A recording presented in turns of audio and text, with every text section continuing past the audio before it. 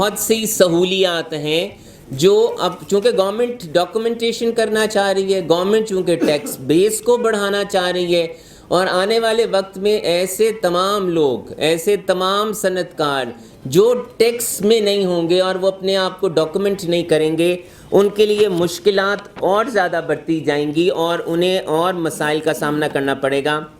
جو super tax under section 4C تھا, اس میں بھی 15 کروڑ سے اوپر لمٹ تھی اور اس میں آگے جا کر 10% ہو جاتا تھا. اس کو بھی انہوں نے ریشنلائز کیا ہے, اس کو 4%, 6%, 8% اور 10% کیا ہے پروفٹ کے حساب سے, تاکہ وہ سب پہ ایک جیسا ٹیکس نہ لگے.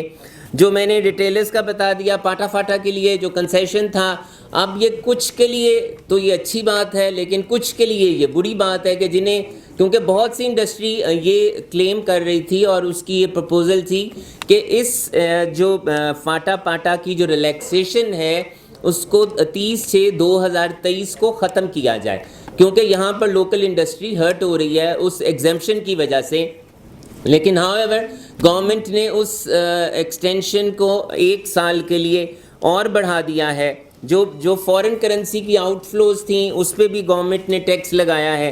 لیکن بات یہ ہے کہ ان شارٹ ہمیں ٹیکس نیٹ کے اندر آنا پڑے گا. ہمارے ٹیکس کے ٹارگٹس پورے نہیں ہوں گے اگر یہ ہم نہیں آئیں گے. ایگریکلچر پہ بھی فوکس ہے جیسے میں نے کہا. اور اگر میں یہ کہوں کہ جو باتیں ہم نے سنی ہیں, ابھی میں کسی SRO کی بات نہیں کر رہا, میں کسی سرکلر کی بات نہیں کر رہا, میں کسی تفصیل کی بات نہیں کر رہا, میں کسی PCIT ہیڈنگ کی بات نہیں کر رہا, میں کسٹمز کے اس کی بات نہیں کر رہا.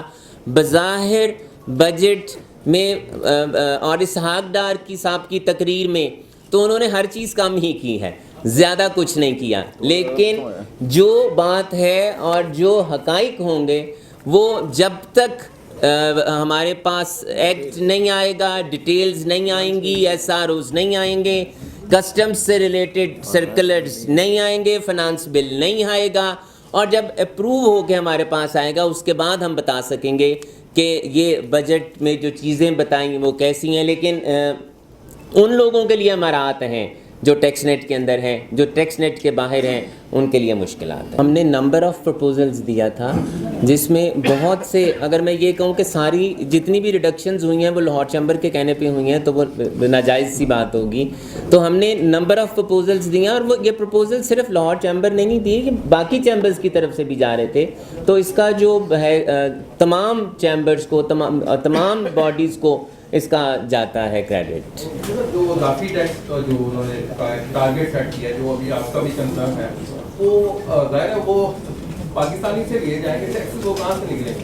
دیکھیں الٹیمیٹلی ہمارا بھی کنسرن یہی ہے کہ جو 2000 ارب روپے, لیکن میں یہ کہتا ہوں کہ اسے پازیٹیو لیا جائے. ہم کیوں کہتے ہیں کہ ہم 9200 ارب کا ٹارگٹ پورا نہیں کر سکیں گے؟ اگر اکنامک حالات بہتر ہوتے ہیں, انڈسٹریلائزیشن بہتر ہوتی ہے, ہماری ایکسپورٹ بڑھتی ہے, اگر ہماری فارن ریمیٹنسز بڑھتی ہیں, اگر ہمارا ٹیکس بیس بڑھتا ہے, اگر ہماری ڈاکومنٹیشن بڑھتی ہے, تو ہمیں یہ بھی کہنا چاہیے کہ ہو سکتا ہے انشاءاللہ ہم 9500 ارب روپے کا ٹیکس کلیکٹ کر لیں.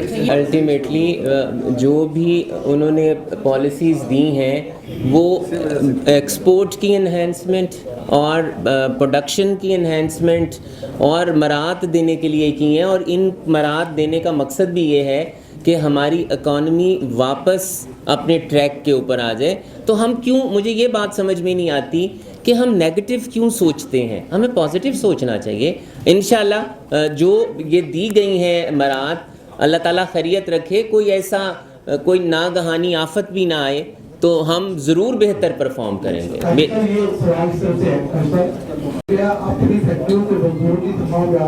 سر آپ کا چینل کون سا ہے؟ جب وہ بڑھائے گا تو ہم بھی بڑھا دیں گے. میرے خیال ہے جی. Thank you very much, thank you very much, thank you very much. Subscribe to our channel by clicking the subscribe button.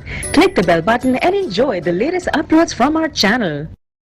Subscribe to our channel by clicking the subscribe button. Click the bell button and enjoy the latest uploads from our channel.